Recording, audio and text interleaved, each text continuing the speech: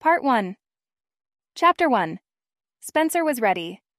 Today was the day of WrestleMania, and it was in Tokyo, Japan. It was held at the Tokyo Dome. It's known for holding concerts over the years. It could fit 50,000 people. Spencer was walking with some people to where the event was. It was in the heart of Tokyo. Tourist shops lined the streets. Every now and then he would look through one of the windows and spot a couple statues of cats along with other things to buy. He passed a candy store with Kit Kats, all different flavors. He looked around to see if he could find the dome. There it was. The building was a sight to behold. It was very tall with arches that supported the dome. The building, including the dome itself, was made of a white reflective material, giving it a futuristic look to it. As he went closer, the dome began to lift. "This is gonna be sick," a boy who was walking with him said. He had a shirt with the wrestler Brock Lesnar. Once everyone crossed that threshold, it was go time. Spencer's dad was doing amazing for his first year being in WWE. Spencer was about 10. He wanted to be a musician and travel the world. His dad was supportive of this. The announcer got on stage. Everybody cheered. "Hello, everyone!" The crowd cheered. "Are you ready for the 2 days of wrestling or what?" Everybody cheered again. "I welcome your host, Snoop Dogg." Everybody went crazy. "Am I supposed to introduce the first match?" A few of the people laughed. The announcer looked at him funny. "Isn't that obvious?" Snoop just said, "I don't do this for a living, I rap fools." Their audience laughed. "All right, whatever you say. The first match is..." He paused for dramatic effect. "Austin Theory and The Rock." Each of the wrestlers came as their theme music played. The audience went crazy. The match started. Aside from the few moves Spencer knew, he didn't know very much about wrestling. He knew some from his dad, who taught him some, but that was it. The match started. A few props were in the ring. Austin Theory started to put The Rock into a headlock. The Rock quickly got out of it and picked him up. He threw him through a table. The table broke in half. They went back and forth, trying to get one another out of the ring. After a few minutes, Theory pinned The Rock. He wasn't going down without a fight. He turned over and threw Theory out of the ring like it was nothing. The bell rang. The winner of the first match of the night is The Rock. As his theme played, he center stage. He took the mic.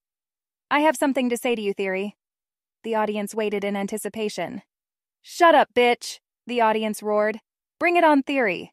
All that shit talk and you don't have anything to back it up? Maybe next year." Theory flipped him off. Snoop took the center stage next. "All right, fools. Who do we got next? Looks like Brock Lesnar's gone versus the Enforcer." The crowd started chanting the Enforcer's name. "Yeah, Dad! Kick some ass!" Spencer stood up along with the crowd. The announcer began to speak. "Coming in at 215 pounds, here he is. The one-man battalion the Force reckoned with, the Enforcer." The Enforcer took center stage. He was wearing mostly a black outfit with a gold trim around the edges. It looked almost like a soldier uniform, but it had armored plates. They were silver with the continuation of the gold trim. The chest plate had a face painted on it. It was designed so that when the light hit it, the face looked much larger. It was an angry face. He chose this design. In an interview, one of the reporters asked why he chose to have that god-awful face on the chest plate. He responded, "I want it to be the last thing my opponent saw before beating him." The crowd continued cheering. The announcer spoke again. "His challenger, coming in at 230 pounds, the beast incarnate himself, Brock Lesnar." Brock Lesnar came out to the boos of the crowd. He was one of Ho's wild cards, wild and unpredictable. He wore black shorts. The shorts had a red trim that accented them. He also wore black wrestling boots and black gloves. He was a big, muscular man, and he was shirtless. "All right, Enforcer, just because you had a good first year being in WWE doesn't mean you're gonna win the whole thing. I bet you won because they let you win those matches against them." The crowd booed. "You got past people like The Rock, Undertaker, and John Cena." The crowd cheered. He looked toward the crowd. "When I get through with him, you'll be shouting my name instead. How about that? His journey ends with me. I'm Brock Lesnar, and I do whatever the hell I want." The audience began chanting the Enforcer's name. It sounded like a war cry. The Enforcer began to speak. "You think they let me win that easily? I worked hard to get this far. You got that, Lesnar?" "That's Brock Lesnar to you, rookie." "Okay, Brock," the Enforcer mocked. The crowd started chanting the Enforcer's name. "Getting here wasn't easy. I lost matches, but I won more than beating the big names. With the support of all of you, my son and friend Elizabeth, you all helped me get this far. So why don't you all help me as I kick this man's ass?" The stadium erupted as some pyrotechnics went off. The bell rang. The match was on. The enforcer went for the headlock. Lesnar didn't allow that. Lesnar tried to get out of it, but the enforcer was fast. He grappled him to the mat. Lesnar lifted his hips so that the enforcer was the air. The enforcer anticipated this. He reached over and grabbed the arm supporting his weight. He pulled very hard. He rolled over and grabbed Lesnar. He stood up and threw Lesnar through a table. Lesnar got up and grabbed the enforcer again. The two went back and forth. 10 minutes passed. The enforcer had Brock closer to the edge of the ring. Then, Brock surprised everyone. He got up as if nothing happened.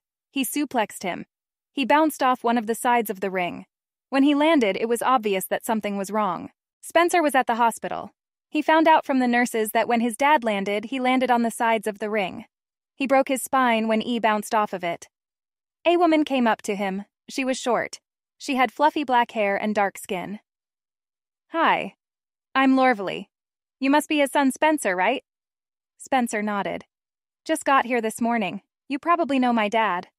She smiled. "Oh, yes. I was hoping he would win WrestleMania. He's very good and he is handsome." She laughed, which caused Spencer to smile. "Yeah, I was hoping that he would win too." Then she frowned.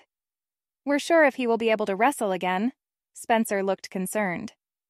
"You guys can heal his back, right?" She nodded. "We can, but he still won't be at full strength even if we do heal him. He'll have to learn how to walk." She waved to a nurse passing by. "Maybe he can teach you how to wrestle." He laughed. "I'm a musician." "And you could be a musician wrestler." She laughed again. "Here we have the first musician wrestler." She thought for a second. "The Warden." They both laughed. "Sounds like a good name," Spencer said. "Might take you up on that." As he went back to the room where his father was, he saw a boy around his age. The boy came up to him. He had curly black hair, caramel-colored skin, and blue eyes. One of them was closed. He held out a rectangular shield to him. "Hey, man. You want to be in a play about Sparta?" What a strange way to meet someone. It caught him off guard. I don't know. When are you going to practice?" The boy thought. "Tomorrow." Spencer shook his head. "Sorry, bruh." The boy turned around. "Cool. Thanks, bruh." What a strange way to end the day.